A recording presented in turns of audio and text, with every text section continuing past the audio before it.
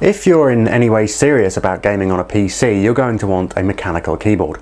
We've come a long way over the past few years, and the old rubber membrane keyboards are now old hat among the peripheral manufacturers that are making the biggest waves in the gaming space. One such company is Corsair, who have just ditched the rather cheesy sounding Vengeance branding in favour of a much more classy and sophisticated moniker, Corsair Gaming. Today we're going to look at their high-end offering. This is the K70 RGB. The K70 features two USB plugs which power the keyboard and facilitate the full anti-ghosting 104 key rollover functionality.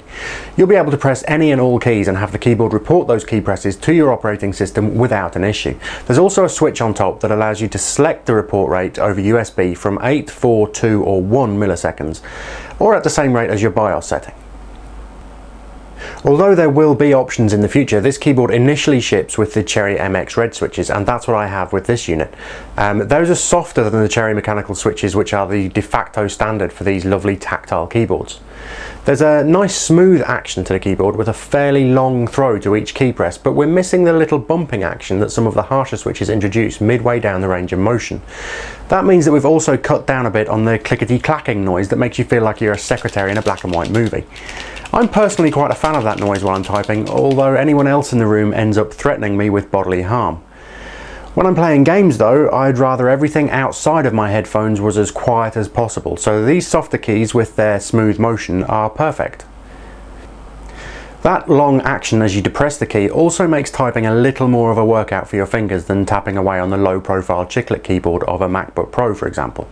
Your fingers have to bounce down and retract upwards a little further between key presses, so if you're not used to this kind of deeper depression, it'll take a little bit of practice before you're comfortable with it. Again, for playing games, that's generally a much better kind of key press, so it's very much a case of knowing what you're entering into and choosing a keyboard for your purposes. We're looking at a keyboard that currently sells for a little over £100 or $170 here, so unless you're serious about needing a real top quality gaming peripheral, you'll probably want to look at the cheaper mechanical keyboards. They're available for around half the price of this one, although that is generally reflected in the build quality. So let's talk about the build quality of the K70 RGB. It's a solid piece of aluminium with the keys raised off that surface rather than sunken into the face of the board. It's weighty and solid without any creaky seams or delicate edges. There are 4 flick out feet on the bottom that offer a sturdy platform and a slight change of angle if that's your thing.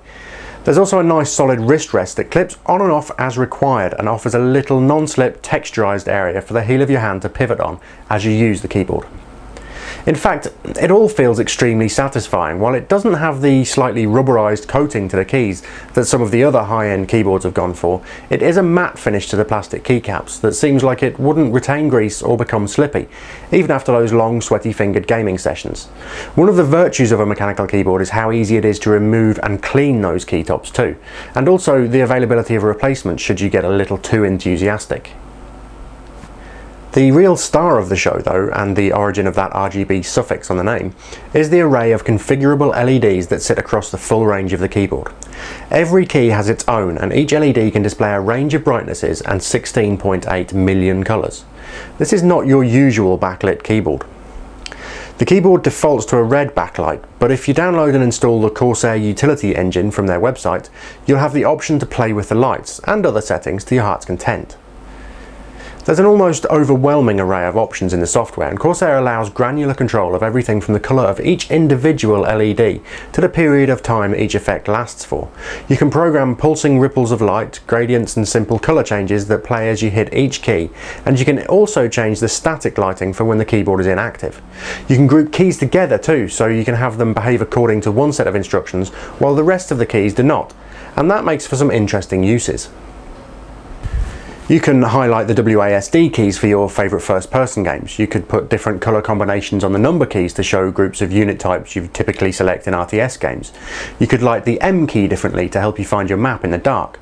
And it can all be done with profiles so that the keyboard automatically changes to your setup depending on the game you've launched.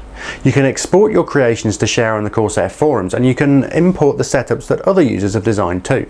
That's all free of charge, and some people on those forums obviously have a great talent for this kind of thing.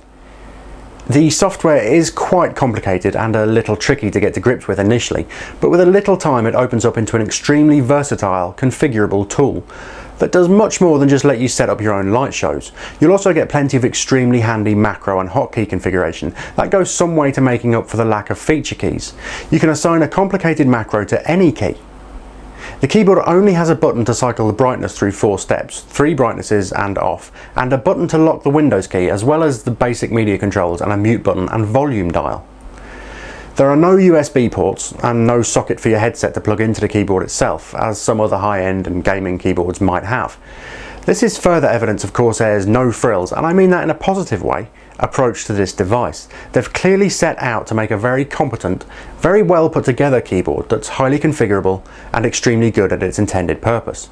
It sounds odd to say of a keyboard that pulsates and ripples with light at your every whim, but this is oddly bereft of gimmicks, and that lends it an air of quality and sophistication that is usually entirely missing from PC gaming peripherals.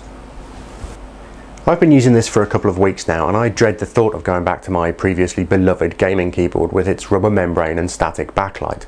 Mechanical keyboards are becoming a must for serious PC gamers, and this one is a top quality device that does the basics with aplomb, while it also manages to make its headline feature extremely useful in previously unimagined ways.